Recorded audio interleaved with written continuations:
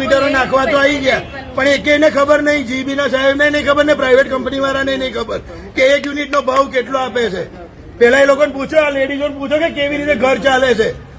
એમને તો સરકાર પગાર આપે છે 2-2 લાખ રૂપિયા, એટલે બૈરી છોકરા ફર્સ્ટ ક્લાસ ઊંઘે એમનો, એમને કશું ટેન્શન નહીં.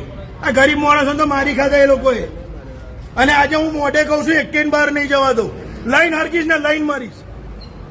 હા, ચોખ્ખી લીટી તમારા જે સાહેબ ને બોલાવવા હોય ને જેને બોલાવવા હોય એને છૂટ છે. આજે મારું મીટર કાઢી જાવ, મારે લાઈટ પણ નથી જોઈતી, મારે જીબી નો કરંટ પણ નથી જોઈતો, તો એ લગીન હું કઉ છું.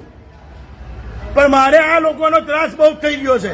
હું અપઘાત કરીશ, આ લોકો જીબી નું નામ લખીને પેલા સાહેબ ને જોડે લાઈન મારીશ. અને 11 વાગે અહીં મોકલે ચેકિંગમાં, અહીં ડાયરેક્ટ થાય એવું તો છે નહીં. સોડા સાહેબે મોકલ્યા રાતે 11 વાગે આવે ઉપર પછી 11 વાગે પરમિશન